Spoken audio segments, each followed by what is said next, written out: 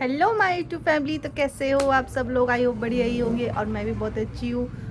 तो आज है संडे और अभी बजे शाम के 6 और अब मैं ब्लॉग बना रही हूँ। और संडे में कौन कौन शॉप ओपन करता है प्लीज़ कमेंट सेक्शन में ज़रूर बताना। संडे में शॉप ओपन करनी चाहिए या नहीं? बिल्कुल संडे में शॉप ओपन करनी चाहिए क्योंकि मेरे यहाँ पे तो अधिकतर शॉप बंद रहती है, तो मेरी शॉप खुलती है तो चलती भी है।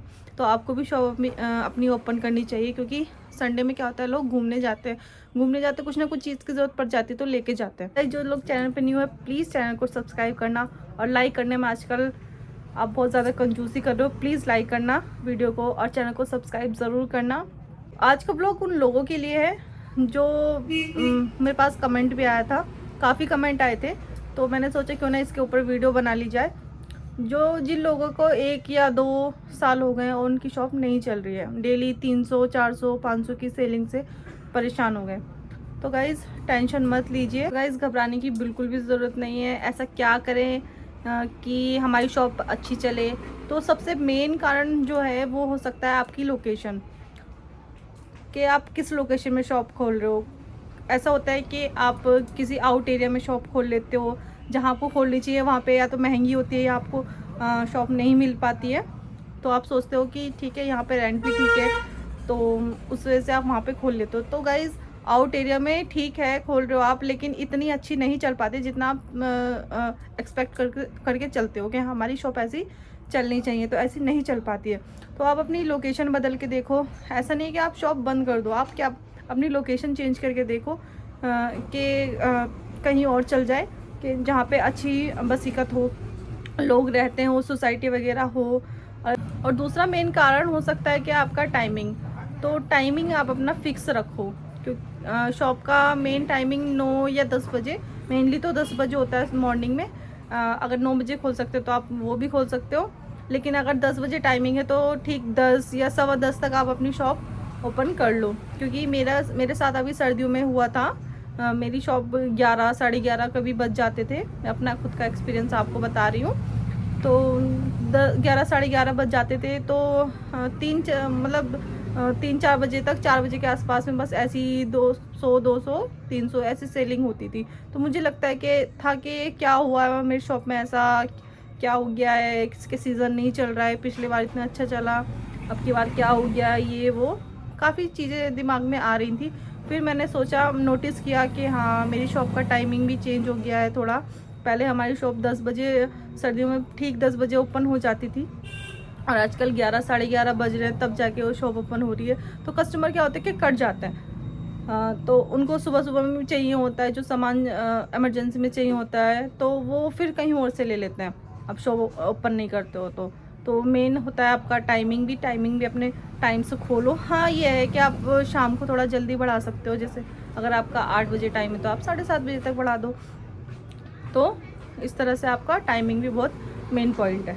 थर्ड पॉइंट में आता है आपका, बिल्कुल भी आपकी शॉप में डस्ट नहीं होनी चाहिए। शॉप को डस्ट फ्री रखो।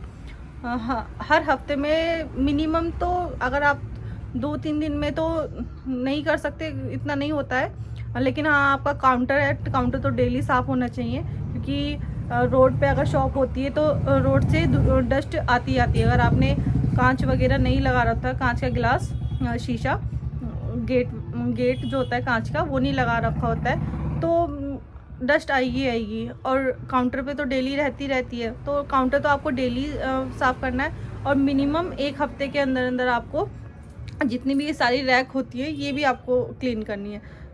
अगर इन पे डस्ट रहती है तो सामान पे भी डस्ट रहती है, तो सामान पे जब डस्ट रहती है तो फिर कस्टमर सोचता है पता नहीं कितने दिनों का सामान है, उसको लगता है कि पता नहीं कितने महीनों का सामान रखा हुआ है, तो उसको ऐसा लगता है बहुत पुराना सामान। तो वो थोड़ा आने से कस्टमर देख के सामान को लेते नहीं है। तो आपको सामान में भी थोड़ा सामान को भी सफाई करके रखनी है। और फोर्थ पॉइंट है गाइज, आप अपना सामान का जो भी रेट है वो रीज़नेबल रखो। अगर आप सामान का रेट रीज़नेबल रखोगे तो न्यू जो कस्टमर आपके शॉप में आते हैं तो उनको सामान अच्छा लगता है, तो वो औरों को भी बताते हैं, और कस्टमर को भी वो लेके आते हैं। 2 को बताएंगे, फिर वो 2 को और 2 को बताएंगे। तो इस तरह से आपको कस्टमर आते हैं। लेकिन अगर आप स्टार्टिंग में ज़्यादा रखोगे तो कस्टमर सोचेंगे कि इनका तो प्राइस ही इतना हाई है, हम नहीं ले रहे, तो इसलिए आप स्टार्टिंग में थोड़ा कम ही रखो तो उनको ठीक लगता है। अब आप ऐसा भी ना हो कि बिल्कुल ही आपको 2-3 रुपये बचे, ऐसा भी नहीं करना है आपको। इतना हो कि आपको भी मार्जिन मिल जाए कि जिससे कि आपका किराया भी निकल जाए और आपका थोड़ा बहुत बच भी जाए। तो इसलिए आप इस तरह से प्राइस रखो और कस्टमर को भी ठीक लगे। ठीक है गाइस, 5th पॉइंट आता है, सबसे मेन पॉइंट है ये बिहेवियर आपका। अगर आपका बिहेवियर अच्छा होगा तो कस्टमर ज़रूर आएंगे। अब चाहे ये कॉस्मेटिक का बिज़नेस हो या कोई भी बिज़नेस हो, सबसे मेन होता है आपका बिहेवियर। अगर आपका बिहेवियर अच्छा हुआ तो अगर कस्टमर आया और उसने 4-5 चीज़ें खुलवा भी ली और लिया कुछ नहीं, तो आपको ऐसा नहीं कि आपको चिढ़ के उसे कुछ कह देना है ले नहीं रहे या कुछ इस तरह से। तो आपको ऐसे बोलना है कि हाँ ठीक है, देख लो, आप देखोगे तभी तो लोगे। इस तरह से आपको वहाँ पे भी थोड़ा सा काम डाउन होना है। ऐसा नहीं है कि आप गुस्से में कह दो कि कुछ नहीं लेना ये, तो ऐसा नहीं करना है आपको। 6 पॉइंट आता है कि आप अपनी शॉप में आधा अधूरा सामान रखते हो। अब आप वैरायटी बना के नहीं रखोगे तो कस्टमर जाहिर सी बात है आपके पास नहीं आएगा। कस्टमर सोचेगा कि वो उनके पास तो सामान ज़्यादा मिलता ही नहीं है, तो हम कहीं और जाते हैं कि उस शॉप पे ज़्यादा मिलता है, तो वो किसी और शॉप पे चले जाएंगे। गाइस 7th पॉइंट आता है कि सामान आप लोकल रखते हो ज़्यादा, तो सामान ज़्यादा आपको लोकल नहीं रखना है, आपको सामान अच्छी कंपनी का भी रखना है।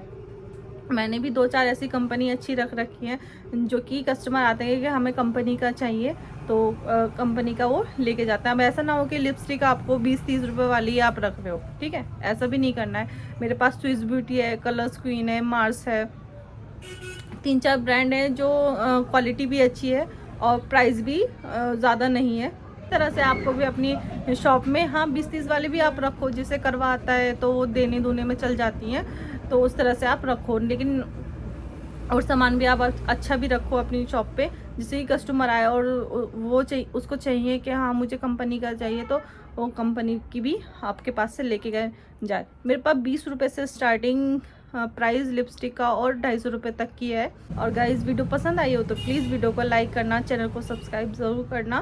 मिलते हैं हम नेक्स्ट वीडियो में, और ये भी मुझे ज़रूर बताना कि आपको किस टॉपिक पर वीडियो चाहिए। अभी के लिए टाटा bye bye and take care.